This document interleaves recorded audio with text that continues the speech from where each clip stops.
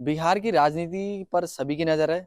लोकसभा चुनाव शुरू होने वाले हैं। उससे पहले नीतीश कुमार, जो कि बिहार के मुख्यमंत्री हैं, उन्होंने आरजेडी का साथ छोड़ दिया है और अब दोबारा एनडीए में चले गए हैं। मेरे साथ देवाशीष बिष्ट हैं। हम हल्द्वानी में अभी शूट कर रहे हैं वीडियो, और काफी चुनाव को लेकर और राजनीति के जो मुद्दे होते हैं उन पर की काफी प्रक्रिया देते हैं। देवाशीष, किस तरीके से आप ये पूरा घटनाक्रम देखते हैं, क्योंकि आप चुनाव पे काफी लंबे समय से देख रहे हैं, पोस्ट भी लिखते हैं, इस वजह से मैं पूछ रहा हूँ।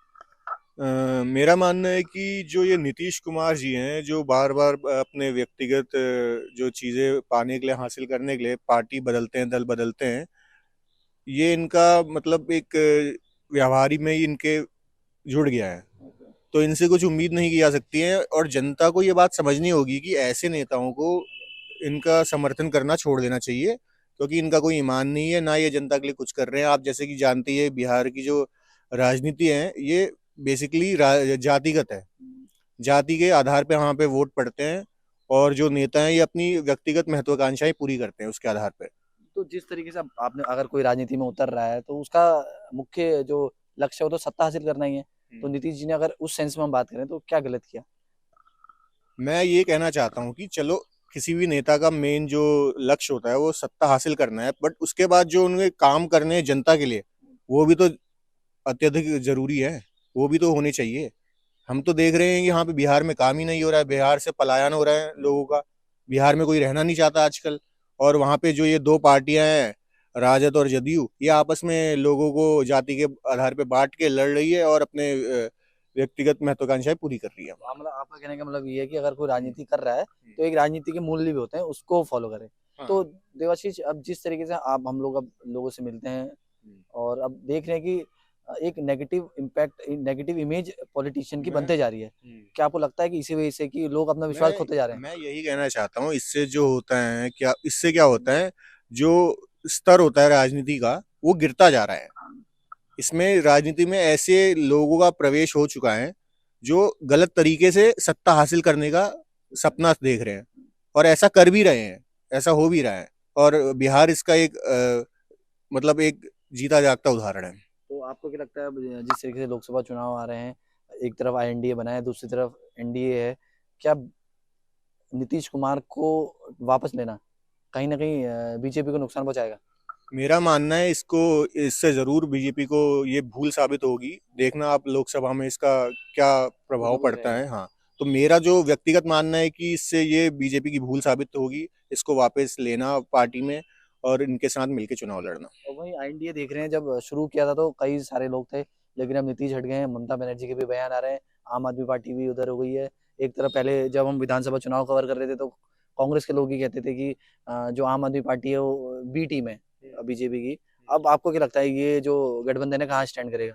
जी, ये गठबंधन है, इनका जो मेन ऑब्जेक्टिव है इनका ये है कि मोदी विरोध। तो ये पूरा जो गठबंधन उसी आधार पे बना है। इनका कोई एक नेता नहीं है, एक सर्वसम्मति नहीं है इनमें आपस में। इनका बस ये है कि इनको मोदी को हराना है कैसे भी, क्योंकि ये जानते हैं कि जैसे जैसे चुनाव हो रहे हैं, आपने देखा होगा राज्य स्तर पे भी जितने चुनाव हुए, उसमें भी बीजेपी ने इनको थोड़ा प्रभाव किया है। तो इनकी जो सीटें हैं वो जाती रही है, और कांग्रेस तो देखो आप कितने राज्यों में सिमट के रह गई है।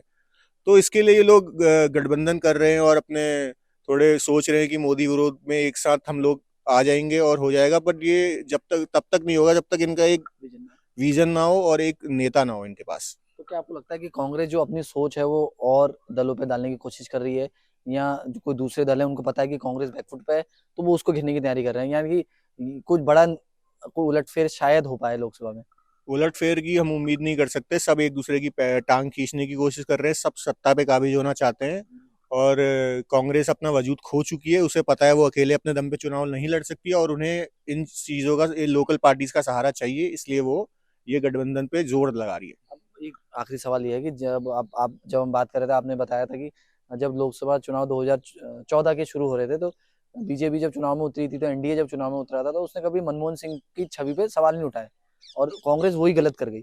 तो क्या लगता है आपको कि अभी भी कांग्रेस कैच नहीं कर पा रही है जो अहम मुद्दे हैं? जी, मैं यही कहना चाहता हूँ, जो जमीनी मुद्दे हैं उन पे कांग्रेस ध्यान नहीं दे रही है, बजाय इसके वो ध्यान दे रही है मोदी विरोध में, और कैसे हम उसको बदनाम कर सकें, और छोटी छोटी चीजों पे उसको छेड़ रही है। जबकि उन्हें जो ध्यान देना चाहिए वो जो बेसिक बुनियादी मुद्दे हैं, जमीनी मुद्दे हैं, जैसे शिक्षा, बेरोजगारी, और जो कार्य चल रहे हैं बाकी डेवलपमेंट के, इन सब पे इनको घेरना चाहिए। आपका कहना है कि कोई एक साफ विजन जनता के पास नहीं जा पा रहा है। जी, इनका मेन यही रह गया है कि कैसे भी सत्ता काबिज करना, और मेरे को नहीं लगता कि इनका जो गठबंधन है ये सफल हो पाएगा लोकसभा चुनाव में।